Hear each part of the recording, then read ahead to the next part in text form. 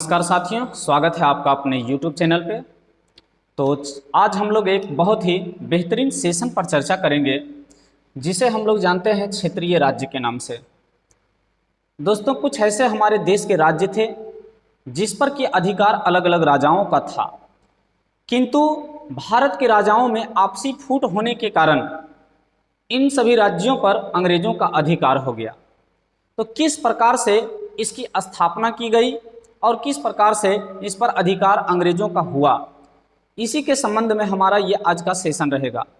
इससे पहले हम आपको हैदराबाद के बारे में बता दिए थे, उसका लिंक आपको डिस्क्रिप्शन बॉक्स में दिया हुआ है, आप चाहें तो उसे खोलकर देख भी सकते हैं। अच्छी चीज़ें से ये अच्छी तरीके से हम लोगों को ये समझ में आएगी। हैदराबाद के बाद दूसरा हम लोगों का प्रांत है अवध। अवध के बाद हम लोग जानेंगे कर्नाटक, इसके बाद मैसूर, पंजाब और बंगाल के बारे में। तो चलिए आज हम लोग जानेंगे किसके बारे में, अवध के बारे में। बहुत ही बेहतरीन तरीके से हम लोग इसको समझेंगे, बिल्कुल आसान भाषा में। आप हमारे साथ बने रहें। तो चलिए सेशन को आगे बढ़ाते हैं। सबसे पहले अवध राज्य की स्थापना। दोस्तों, कोई भी राज्य है तो उसका कोई ना कोई संस्थापक होंगे, यानी कि इस राज्य की स्थापना किया गया था सादत खान के द्वारा। एक शासक थे जिनका नाम था सादत खान। सादत खान ने इस राज्य की स्थापना कर दी और उस समय दौर चल रहा था 1722 ईस्वी में। सादत खान ने जिस राज्य की स्थापना किए थे उस राज्य को हम लोग जानते हैं अवध के नाम से। दोस्तों, जिस समय अवध राज्य की स्थापना किया गया था उस समय दिल्ली में शासन चल रहा था मुगल बादशाह मोहम्मद शाह का। उन्हें हम लोग रंगीला बादशाह के नाम से भी जानते हैं। रंगीला बादशाह के शासनकाल में सादत खान को अवध का बना दिया गया था सूबेदार, किंतु इन्होंने एक स्वतंत्र राज्य अवध के रूप में स्थापित कर दिए और इन्होंने अवध की राजधानी, इन्होंने अपने राज्य की राजधानी बना दिए लखनऊ को। क्वेश्चन पूछेगा कि अवध की राजधानी किसे बनाया गया, तो क्या बतानी है, लखनऊ। हम लोगों का अवध की स्थापना किया गया था 1722 ईस्वी में और ये हम लोगों का अवध का क्षेत्र पड़ती है। अवध क्षेत्र की राजधानी बनाया गया था लखनऊ। अवध की राजधानी किसे बनाया गया था, लखनऊ। इस प्रकार से थोड़ा सा हम लोग समझेंगे। यहाँ पर पड़ती है हम लोगों का एक प्रांत जिसे हम लोग जानते हैं अवध के नाम से। ये वाला क्षेत्र है हम लोगों का दिल्ली। अवध में शासन चला रहे थे सादत खान और दिल्ली में शासन चल रहा था मोहम्मद शाह रंगीला। लेकिन सादत खान को लगा कि छोटे से प्रांत का राजा से अच्छा हम लोगों को दिल्ली का राजा बन जाना चाहिए, और दिल्ली के शासक बनने के लिए सादत खान ने विदेशियों से, मोहम्मद शाह के साथ युद्ध नहीं करके बल्कि विदेशियों से इन्होंने संधि कर ली है। उस समय दौर चल रही थी 1739 ईस्वी की। दोस्तों, 1739 ईस्वी में सादत खान ने ईरानी शासक, उस समय ईरान के शासक थे जिसे हम लोग जानते हैं नादिर शाह के नाम से, नादिर शाह के साथ में इन्होंने संधि कर लिया। सादत खान ने नादिर शाह के साथ में संधि कर ली है। समझते हैं थोड़ा सा इसमें मामला क्या है। नादिर शाह पहले से ही भारत पर आक्रमण करना चाह रहे थे, किंतु सादत खान ने नादिर शाह के साथ में एक संधि कर लिया और इन्होंने संधि किया दिल्ली से मोहम्मद शाह का साम्राज्य को समाप्त करने का। इस प्रकार से नादिर शाह ने 1739 ईस्वी में भारत पर आक्रमण कर दिए। यह घटना भारत की दुर्दशा से कम नहीं थी। नादिर शाह 1739 ईस्वी में जब भारत पर आक्रमण किए तो नादिर शाह की सेना का मुकाबला मोहम्मद शाह की सेना नहीं कर पाई, जिसके कारण नादिर शाह ने दिल्ली को भयंकर तरीके से लूटने का काम किया। इतना ही नहीं, नादिर शाह जब वापस जा रहे थे तो अपने साथ शाहजहां के द्वारा बनाए गए मयूर सिंहासन, जो कि हीरे की जड़ी हुई थी, वह मयूर सिंहासन को भी अपने साथ लेकर चले गए। इस प्रकार से क्वेश्चन पूछता है कि मयूर सिंहासन पर बैठने वाले अंतिम शासक कौन थे, तो मोहम्मद शाह रंगीला। इस प्रकार से नादिर शाह ने दिल्ली ही नहीं अवध के क्षेत्र पर भी इन्होंने आक्रमण करने की योजना बनाया। यानी कि नादिर शाह ने दिल्ली को तो लूटा ही, इसके साथ साथ में अवध को भी लूटने का इन्होंने क्या किया, योजना बना लिया। इस प्रकार से शहादत खान ने इस बात को बर्दाश्त नहीं कर पाए, सहन नहीं कर पाए और सादत खान ने 1739 ईस्वी में ही, सादत खान ने 1739 ईस्वी में ही कर लिए आत्महत्या। आत्महत्या कर लिए 1739 ईस्वी में सादत खान ने। इस प्रकार से सादत खान की हो गई मृत्यु।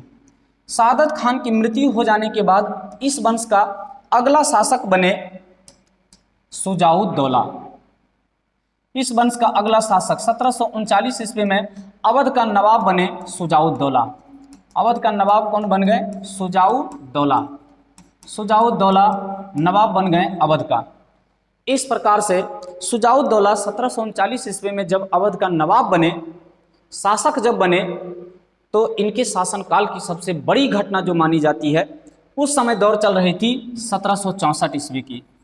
1764 ईस्वी में ब्रिटिश ईस्ट इंडिया कंपनी, जितने भी विदेशी कंपनी भारत में आए, सबसे अधिक वर्चस्व में आ गए और ब्रिटिश ईस्ट इंडिया कंपनी ने बंगाल को जीत लिया। और बंगाल को जीतने के बाद उसका ध्यान था दिल्ली पर। किंतु दिल्ली पहुंचने से पहले इन्हें अवध को जीतना बहुत जरूरी था। यदि आप देखें तो पूरे बंगाल, ये वाला जो क्षेत्र आती है हम लोगों का, यह क्षेत्र बंगाल का क्षेत्र है। बंगाल पर पूरी तरीके से अधिकार कर लिए अंग्रेजों ने, और अब अंग्रेजों का ध्यान था दिल्ली और अवध के ऊपर। तो दिल्ली पहुंचने का योजना बना रहे थे, तो दिल्ली बिना अवध हुए जा नहीं सकते हैं। इस प्रकार से उस समय बंगाल के शासक बने हुए थे मीर कासिम। बंगाल के शासक बने हुए थे मीर कासिम। अपदस्थ राजा थे, सबसे पहला राजा बंगाल के थे। बंगाल के राजा इसमें शामिल थे मीर कासिम। इसके साथ साथ में अवध के नवाब शामिल थे शुजाउद्दौला। इसके साथ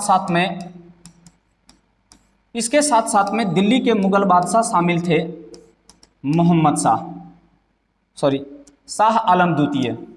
शासक थे उस समय शाह आलम द्वितीय। और इन तीनों मिल करके एक संधि किया और तीनों मिल करके एक सेना का गठन किया और उस सेना का नाम दिया गया त्रिगुट सेना। त्रिगुट सेना का मिशन था अंग्रेजों को भारत से पूरी तरीके से पराजित करके भारत के क्षेत्र से बाहर निकाल देना।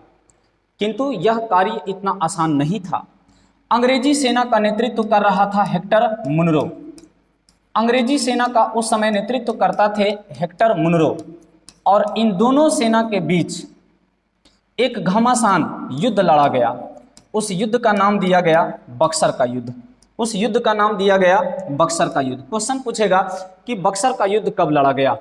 दोस्तों, बक्सर का युद्ध में त्रिगुट सेना एवं अंग्रेजों की सेना दोनों आमने सामने घमासान लड़ाई की है। यहाँ पर आप फिगर के माध्यम से देख सकते हैं, एक तरफ त्रिगुट सेना है, दूसरे तरफ में अंग्रेजी सेना है, और इन दोनों सेनाओं के बीच युद्ध हुआ और उस युद्ध को हम लोग जानते हैं बक्सर का युद्ध। क्वेश्चन पूछता है कि बक्सर का युद्ध कब लड़ा गया? दोस्तों, बक्सर का युद्ध लड़ा गया 22 और 23 अक्टूबर 1764 ईस्वी को। लेकिन इस युद्ध में अंग्रेजी सेना, हेक्टर मुनरो के नेतृत्व वाली सेना की जीत हो गई और भारतीय त्रिगुट सेना की हार हो गई। हार होने के बाद अंग्रेजी सेनापति हेक्टर मुनरो एवं दिल्ली के नवाब, दिल्ली के मुगल बादशाह शाह आलम द्वितीय, इन दोनों के बीच इलाहाबाद में एक संधि किया गया और उस संधि का नाम दिया गया इलाहाबाद की संधि। इलाहाबाद की संधि किया गया था 12 अगस्त 1765 ईस्वी में। इस प्रकार से मुगल बादशाह शाह आलम द्वितीय को पेंशन भोगी बना दिया गया। अंग्रेजों ने उन्हें पेंशन भोगी बना दिया। इस प्रकार से शुजाउद्दौला को कुछ धन लेकर उसे शासन चलाने के लिए छोड़ दिया। किंतु कुछ समय बाद का युद्ध लड़ा गया था 22 और 23 अक्टूबर 1764 ईस्वी को। इस युद्ध को समाप्त किया गया इलाहाबाद की संधि के तहत। इलाहाबाद की संधि के तहत बक्सर के युद्ध को समाप्त कर दिया गया और 1764 ईस्वी के बाद अवध के नवाब के साथ में किया गया सहायक संधि। सहायक संधि के बारे में हम पिछले क्लास में भी आपको बताए थे। सहायक संधि अवध के शासकों के साथ 1801 ईस्वी में किया गया। इस प्रकार से 1848 ईस्वी में अंग्रेजी गवर्नर बनकर आए लॉर्ड डलहौजी। लॉर्ड डलहौजी ने भारत के प्रांतों को बढ़ाने के लिए, ब्रिटिश क्षेत्रों में मिलाने के लिए उन्होंने भारत में एक नीति का प्रयोग किया और उस नीति को हम लोग जानते हैं हड़प नीति के नाम से। हड़प नीति के माध्यम से लॉर्ड डलहौजी ने अवध के उस समय शासक बने हुए थे। दौर चल रही थी 1856 ईस्वी के समय में अवध के नवाब वाजिद अली शाह। वाजिद अली शाह अवध के अंतिम नवाब थे। वाजिद अली शाह के शासनकाल में जनता की स्थिति अवध में काफ़ी दयनीय हो चुकी थी, क्योंकि वाजिद अली शाह एक बहुत ही आयासी शासक थे, जिसके कारण अवध के जनता की स्थिति काफ़ी दयनीय होने लगी और शासक को इससे कोई मतलब नहीं था। इस प्रकार से डलहौजी ने हड़प नीति का प्रयोग करते हुए वाजिद अली शाह के ऊपर एक आरोप लगाया और उस आरोप को हम लोग कहते हैं कुप्रशासन का आरोप। इन्होंने आरोप लगाया कौन सा? कुप्रशासन का आरोप। और कुप्रशासन का आरोप लगाते हुए वाजिद अली शाह को अंग्रेजों ने गिरफ्तार कर इन्हें भेज दिया बंगाल। इस प्रकार से अवध प्रांत को अंग्रेजों ने ब्रिटिश प्रांत में कुप्रशासन का आरोप लगाकर इसे मिला लिया। इस प्रकार से हम लोगों के देश में 1857 में एक बहुत बड़ी क्रांति हुई, जिसे हम लोग जानते हैं 1857 की क्रांति के नाम से। इस क्रांति को हम लोग किस नाम से जानते हैं? 1857 की क्रांति के नाम से। इस क्रांति में उस समय अवध से विद्रोही सेना का नेतृत्व कर रहे थे बेगम हजरत महल, जो कि वाजिद अली शाह के पत्नी थी। वाजिद अली शाह की पत्नी बेगम हजरत महल अवध से 1857 की क्रांति में विद्रोही सेना का इन्होंने नेतृत्व किया, किंतु अंग्रेजी सेना के सामने यह टिक नहीं पाए और अंग्रेजी सेना के सामने बेगम हजरत महल की हो गई हार। इन्होंने अपनी हार को देखते हुए भारत छोड़कर यह भाग कर चली गई नेपाल। बेगम हजरत महल भारत छोड़कर चली गई नेपाल। ये प्रांत हम लोगों का पड़ती है अवध का। अवध पर जब अधिकार धीरे धीरे अंग्रेजों का होने लगा तो बेगम हजरत महल भाग कर चली गई नेपाल, और नेपाल में ही बेगम हजरत महल की मृत्यु 7 अप्रैल 1879 ईस्वी में हो गई। इस प्रकार से 1857 की क्रांति में अवध के सेनाओं की हार हो गई और हार होने के बाद इस प्रांत को अंग्रेजों ने ब्रिटिश प्रांत में मिला लिए और 1857 की क्रांति के बाद अंतिम रूप से हम लोगों का देश गुलाम हो गया। यानी दिल्ली पर, इसके साथ साथ अवध पर और बंगाल यानी लगभग भारत के प्रांतों पर अधिकार हो गया और 90 वर्षों तक हम लोगों का देश गुलाम रहा। अंतिम रूप से हम लोगों के देश को 1947 ईस्वी में 15 अगस्त को आज़ादी मिली और आज तक हम लोग आज़ाद हैं। तो इस सेशन में इतना ही, मिलते हैं फिर हम लोग अगले वीडियो में।